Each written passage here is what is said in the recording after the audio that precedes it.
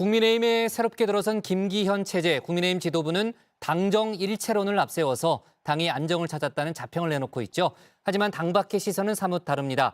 김종인 전 비대위원장은 민주정당의 모습이 아니라면서 내년 총선에서 승리하기 어렵다는 어두운 전망을 내놨습니다. 관련 내용을 정치인사이드에서 짚어봅니다.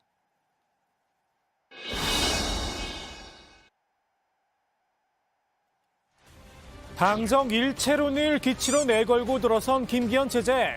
친윤 지도부는 안정을 강조했지만 대외적인 평가는 썩 좋지 못합니다.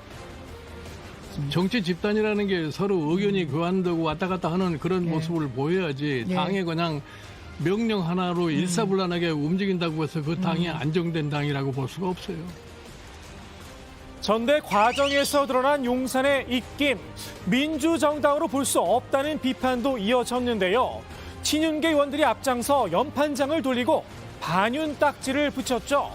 문재인 정부 시절 조국 사태와 뭐가 다르냐는 겁니다. 국민의힘의 전당대회 과정을 보면은 지난 문재인 정부 시대의 조국 사태 때 민주당 의원들의 행태나 이번에 전당대회에서 국민의힘의 의원들의 형태나 다를 게 하나도 없는 거예요. 지금 상태로는 내년 총선에서 승리하기도 어렵다면서 권력 누수 현상을 우려했습니다. 그러면 내년 총선에 국민의힘이 과반 의석을 차지하지 못할 것 같으면은 진짜 이 윤석열 대통령의 임기 기간 동안에 국정을 운영하기가 굉장히 어렵지 않겠나. 당심이 곧 민심이란 지론을 펼쳤었죠. 친윤계에선 80만 당심의 선택을 폄훼해선 안 된다고 맞섰는데요. 더욱이 윤심뿐 아니라 김기현 대표의 능력도 당심에 영향을 미쳤다는 겁니다. 물론 반론도 따박따박 붙었지만 말입니다. 80여만 그 책임 당원들의 그 집단 지성이 작용한 결과로 이 선거 결과가 나왔다고 생각합니다. 저는 집단 지성의 결과라기보다도 1인 몰지성의 결과라고 보거든요. 예를 들어 유신헌법은 사실 그때 국민들한테 안 물어봤으니까 통과됐잖아요. 김장연대를 그 이름으로서 어떤 그 도약의 발판을 마련한 건 사실이죠. 그러나 그 김장연대를 성사시켰다는 그것도 그 사람의 능력 아니겠습니까? 아니 능력이 아니고 대통령께서 점지해 주신 거죠. 그게 왜 본인의 능력입니까? 김 대표가 보여줄 능력, 이른바 연포탕이 첫 시험대인데요. 이 역시 정작 낙지가 없다, 좋은 평가를 받지 못하고 있죠. 당내에선 조금 더 시간을 가지고 지켜봐 달라는 요청이 있긴 합니다. 월요일 날 첫 인선이 있었고 그랬죠. 첫 인선이에요. 네. 그렇기 때문에 몇 개 안 되지 않습니까? 그러니까 지켜봐야 되고 내일 최고위에서도 이제 후속 인선이 있을 것 같고요. 앞으로 우리 당의 소위 여러 가지 정책과 조직과 그리고 인선 또는 뭐 공천 이런 것이 현안 문제가 남아 있지 않습니까? 여기에서는 진짜 연포탕을 생산하면 된다. 김 대표, 과연 본인만의 능력을 보여줄 수 있을까요?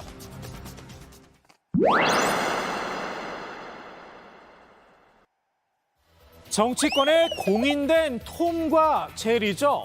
안철수 의원과 이준석 전 대표, 한동안 지방 행보에 나설 걸로 보입니다. 아니요, 앞서 김기현 대표의 당직 제안을 고사했었죠. 제가 지난 2년 동안 선거를 5번 치렀습니다. 제가 지금까지 정치하면서 가장 많은 선거를 했었던 지난 2년이어서 많이 좀 지쳐 있습니다. 그래서 어느 정도 저는 이제 다시 좀 힘을 재충전할 시간이 필요하다. 안 의원이 말한 재충전의 시간, 일단 전국을 돌며 낙선 인사를 할 모양입니다. 경남 창원에서 조깅을 하는 모습이 언론에 이렇게 포착이 됐는데요. 고향인 부산을 거쳐 창원으로 이동을 했고 곧 경북으로 넘어갈 계획이라고 합니다. 안 의원의 이 달리는 모습, 낯설지는 않은데요. 이미 인증된 마라토너이기도 하죠. 안 의원의 이른바 철수 이미지를 희석시키는 효과도 있었습니다. 제가 매주 30km씩 뛰거든요, 원래. 그러다가 이번에 선거 때는 뛰지를 못하니까 오히려 마라토너가 마라톤을 못하게 돼서 그렇습니다. 안 의원은 한 언론사에서 주관하는 마라톤 대회를 준비 중이라고 하는데요. 안현이 생각하는 42.19km의 끝. 아마 차기 대선이겠죠. 이번 전당대회에서 비록 낙선은 했지만 안현 입장에선 아직 반환점조차 돌지 않았는지도 모르겠습니다. 이번에 전당대회에서 20% 이상의 득표율을 얻었다는 거는 그거 대단한 거예요. 1년이 안 됐기 됐잖아요. 때문에. 예, 그러니까 더 멀리 가기 위한 하나의 과정이다. 네. 이준석 전 대표도 미래를 위한 준비에 들어갔습니다. 거부할 수 없는 미래. 이 전 대표가 내놓은 책 제목이죠. 전국을 돌며 독자와의 대화에 나선다는 계획인데요. 첫 방문지로 경기 남부를 택했습니다. 보통 한 84개 정도 중소도시가 있다고 하는데 네, 그 정도 이제 사실 규모 있는 곳들 좀 가가지고 독자들과 대화를 해봐야죠. 이 전 대표의 지역 순회 행보 이번이 처음은 아니죠.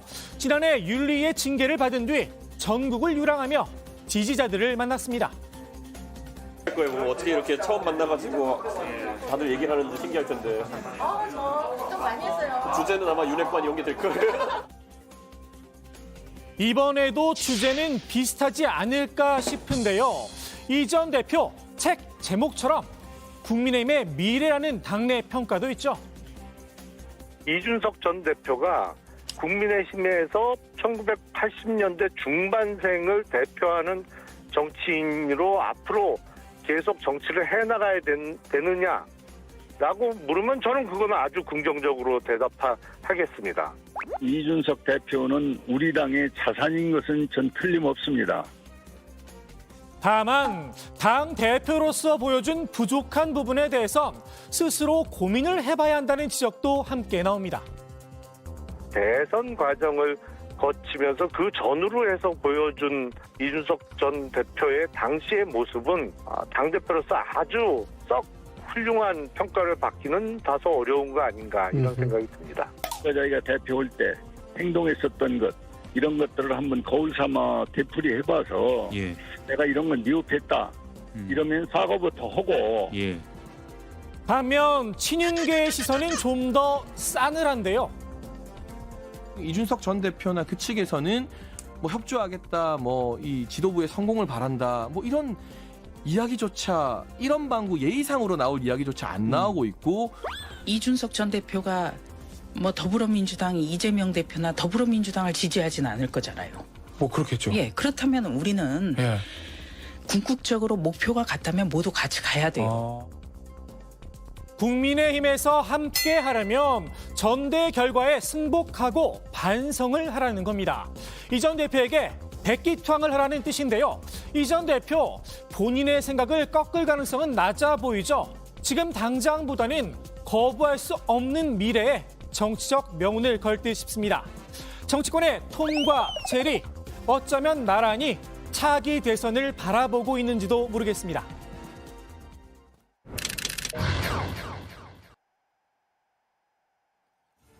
국내힘 장해찬 청년 최고위원, MBC 라디오에서 용장호투라는 코너에 참여 중입니다. 장 최고위원의 패널 맞상대 기본소득당 용해인 의원인데요. 용 의원 대신 진행자와 호투를 벌였습니다. 민주노총 해체 문제를 놓고 충돌한 겁니다. 노조 때리기 단발적 쇼맨십이다 아닙니다. 제 공약 중에 하나가 민주노총 해체이고 최근에 대공수사로 여러 가지 간첩 혐의 등이 발생을 많이 하고 있기 때문에 단발적이 아니라 앞으로 남은 4년 내내 노조 열심히 때리겠다라는 점도 같이 드립니다. 때리는 건 좋은데요. 노조는 해체시킬 수가 없어요. 법적 기관은 어떻게 해체를 준하는 수준의 어떤 행정 조치나 법적 해보세요. 조치는 할 수 있는 거죠. 해보세요. 간첩만 잡아도 민주노총 지도부는 다 해산될 것 같아요. 그러니까 민주노총 지도부가 간첩 혐의가 있으면 잡아야죠. 근데 노조를 해체할 수는 없다라는 말씀을 민주노총 지도부에 법률상으로 대한, 말씀드리는 거고요. 노조 해체는 법적으로 불가능하다. 정치적 용어일 뿐이다. 설전을 벌였는데요. 감정적으로 격해지며 목소리도 점점 커졌습니다. 그러니까 제 정치적 용어에 대해서 법률적으로 이게 정치적 해석이 가능하냐 아니냐 말하실 거면 패널을 하세요. 아니 누가 그런 얘기를 하셨습니까? 노조 해체라는 말 자체가 가지고 있는 그 의미에 대해서 말씀을 거기에 드리는 담긴 겁니다. 정치적 의미를 좀 주장하면 그러면 정치적 해석이라고 저기 말씀을 하고 앉으시라니까요. 하세요. 저기 앉으세요.